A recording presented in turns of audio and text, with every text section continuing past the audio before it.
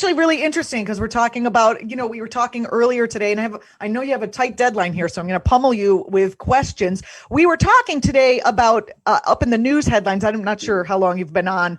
We were talking in the news headlines about how BP has, just said they're going to cut their production by 40% by 2030. And basically they have had a 16.8% quarterly loss, and that should be a warning to these other oil industry giants that, the writing's on the wall when it comes to the future of fossil fuels. My question is here. Is there any chance, or can we fund a green energy infrastructure now, or do we have to wait till all the lights go off, which is very unpleasant, before we do something about this? What are your thoughts?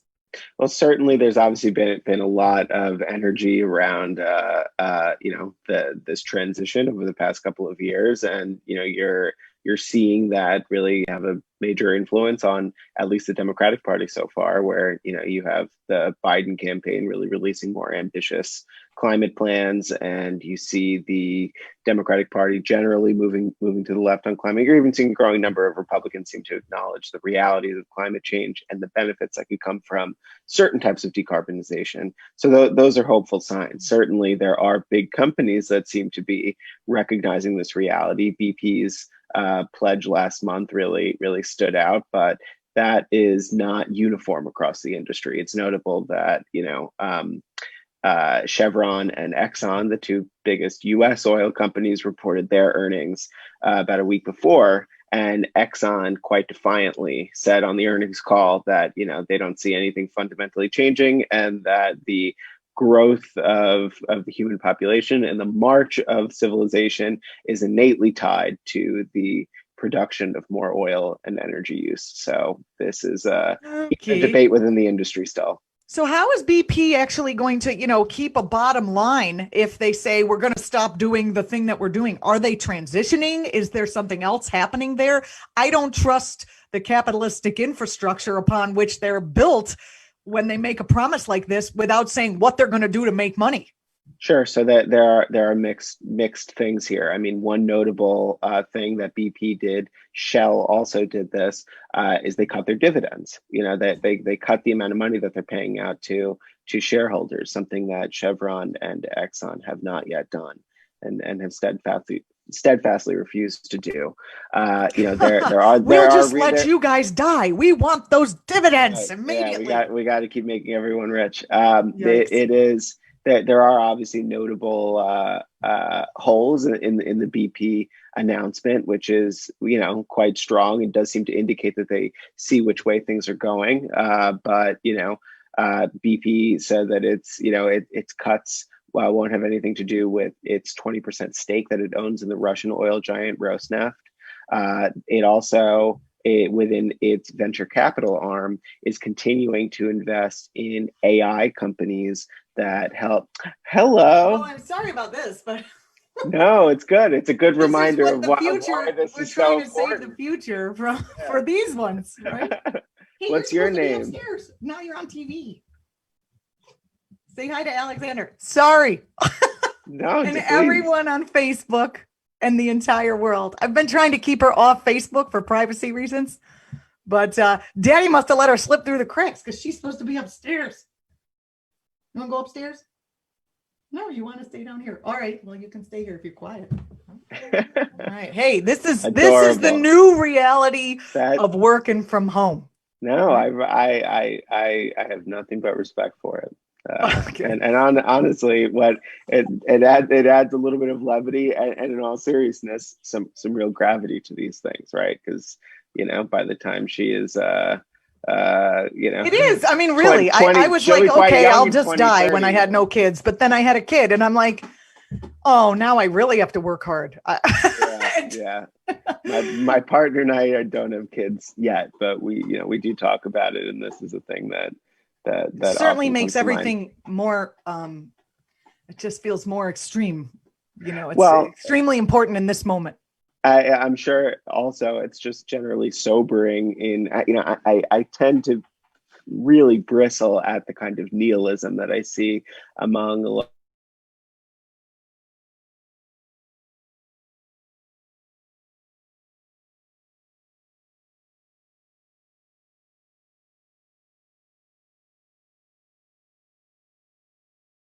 is, and there seems to be an almost chicness about engaging in that, and I find that to be very disheartening, to say the least. And I mean, what a revelation of one's own privilege to stare apocalypse in the face and act as though you are cool and collected and comfortable with that. And also, the privilege of both being in a relatively comfortable place in the world, and the privilege of not having other people to care about. So it is absolutely. I'm so glad we're talking about this. I know we decided that we were gonna. We were gonna talk about that, but let's still get into the pipelines, okay? Because pipelines have to do with BP and the future of humanity. But I really loved what you just said, and I appreciate that so much. I know you were writing about, Luke, you gotta go upstairs. You gotta have lunch. Go ahead. Go on. Go with Daddy. We gotta talk about the pipelines. Okay. No, my this is gonna be the best video. My sister's got 3 young ones, and so that's like the closest I am to fatherhood so far, as unclehood.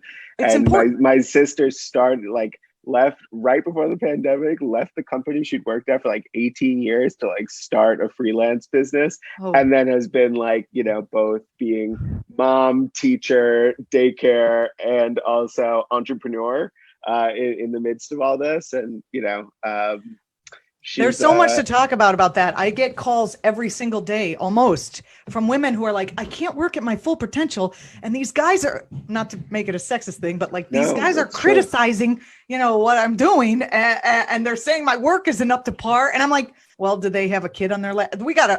Anyway, let's go back to pipelines. I'd love to hear from those guys' wives,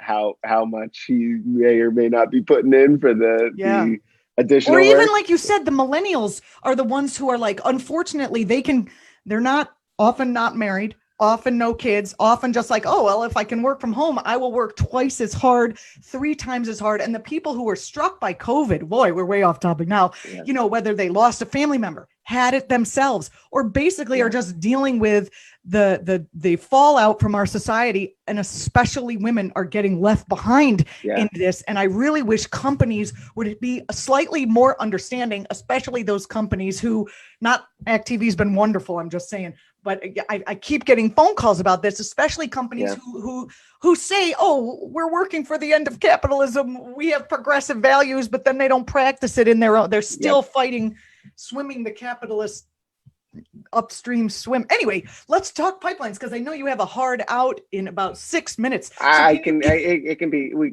can go a little over if we okay, great. Okay. Not 20 minutes over, but not 20 minutes over, but 5 or 10 is fine. This is the best conversation ever. I'm loving it. Yeah, I'm enjoying it. It's cathartic.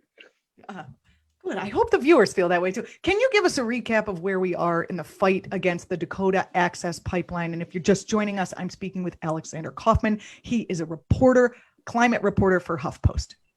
So, it's been quite a saga over the past few months. So first, there was a ruling by a federal judge that the Dakota Access pipeline did not carry out proper reviews under NEPA when it was being constructed. The Trump administration, when it came in, it was one of the first things he did was do an executive order to hasten the construction of this thing that the Obama administration had stopped only after many months of protest in December of 2016.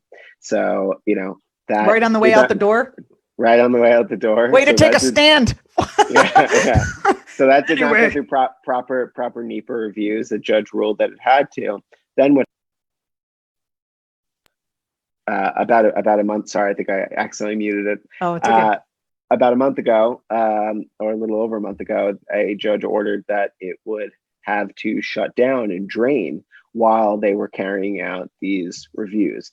The company that runs it, Energy Transfer, and the Army Corps of Engineers fought that pretty vigorously. And last week there was a ruling that it didn't have to drain for now, and that ultimately this would fall on the, the decision would come down to what the Army Corps decided. And now the Army Corps, answers all the way up to the president. So, you can imagine the position that the Army Corps is going to take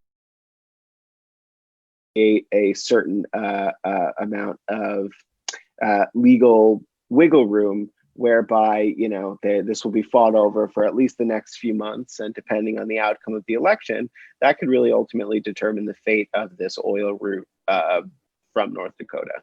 Mm, mm. Can you talk about why these pipelines, if you're just joining the human race, can you talk about why the pipelines are such a big deal for the environment? What are the stakes here? Well, just very straightforwardly and immediately, pipelines leak. The Dakota Access pipeline leaked something like 5 or 7 times in its first year of operation. So, there is a risk of contamination from the gases and the liquefied oils that it carries, in really precious environments and in really fragile environments, or in the case of the waterway that it crosses on the Standing Rock Sioux Reservation, a sacred water source that people drink from, and that ultimately is connected to one of the biggest drinking water reservoirs in all of North America. So there's that. That works great for Nestle because it's only a matter of time till something leaks, and we've been hearing about the privatization of water for a long time. And so, there are larger forces than what a lot of us on the left say. I can't believe they don't care about this. But, it's not in the corporate interest to actually care about a shared resource that keeps people alive. It just is not in corporate interest. And we're unfortunately under some sort of corporate fascism right now. Anyway. Well, and then that dovetails into the kind of next threat, which is that obviously the expansion of this type of infrastructure locks us in for the foreseeable future to continuing to refine and burn and use oil. That may be true either way, but the expansion of that infrastructure disincentivizes a shift rapidly away from the use of that fuel, which is what scientists say that we need to do in order to, keep warming within a relatively safe range. So, and it's not just the leaks; it's also just the burning of the fossil fuel itself. Correct. is detrimental to all of life on the planet. Correct. Yeah. So and similarly, just looking at the water, seeing both increased flooding across the Midwest. You're also seeing increased droughts of drinking water supplies as a result of that warming. So it really throws everything into disarray.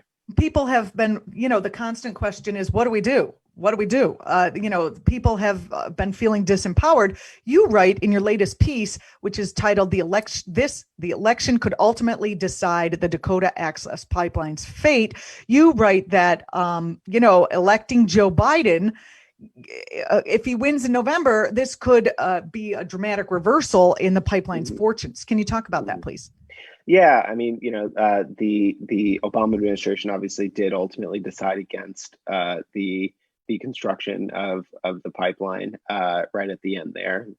Biden was part of that, and we've seen Biden take a pretty not dramatic but significant shift on to the left on climate, and to the left almost betrays the facts of the situation, which is that it's not really a left versus right position, but a scientifically kind of sound position versus a scientifically unsound position. Yes. But unscientifically unsound and death cult position.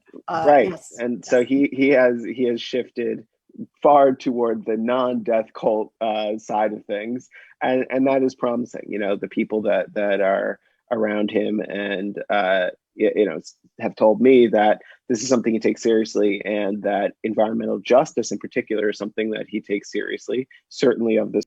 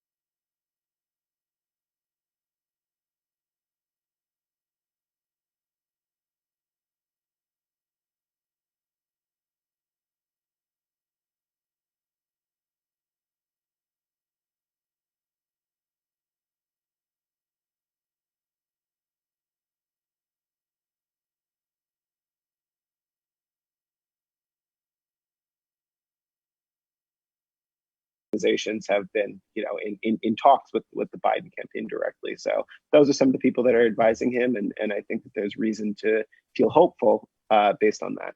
The fight against the Dakota Access pipeline is just one iteration of the power of corporations over the interests of the public.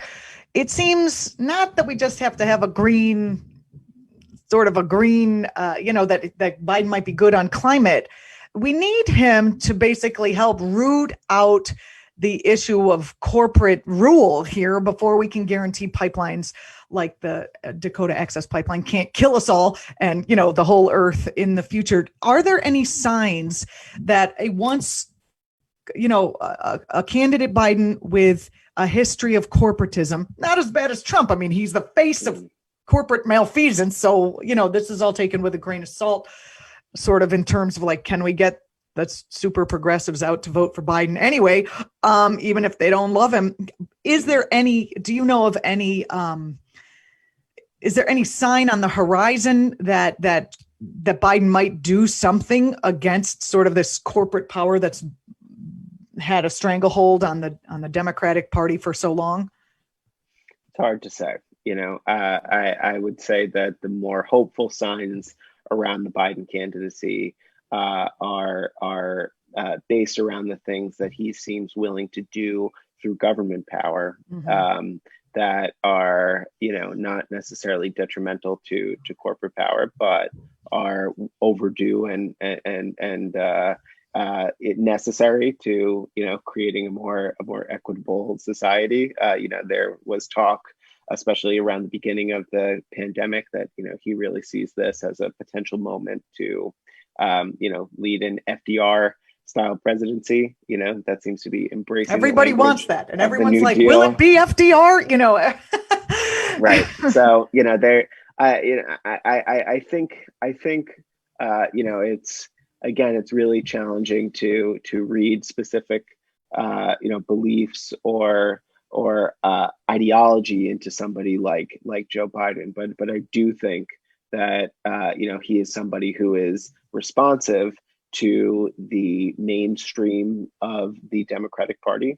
And while there are many, many, many reasons to feel disheartened by the leadership in the Democratic Party and it's bent toward corporatism, I think you are seeing a pretty significant beachhead that progressives have gained so far, and that he will, by virtue of the way that he has led and his responsiveness to the party overall, be responsive to that as well. So, well, it's been great talking to you, Alexander. I really appreciate your time with us here on ACT TV. We've been speaking with Alexander Kaufman, reporter at Huffpost, writing about climate change, environmental policy, and the politics of life on a warming planet. Follow him on Twitter at Alex C. Kaufman, Kaufman. Thanks a lot, Alex. I appreciate it.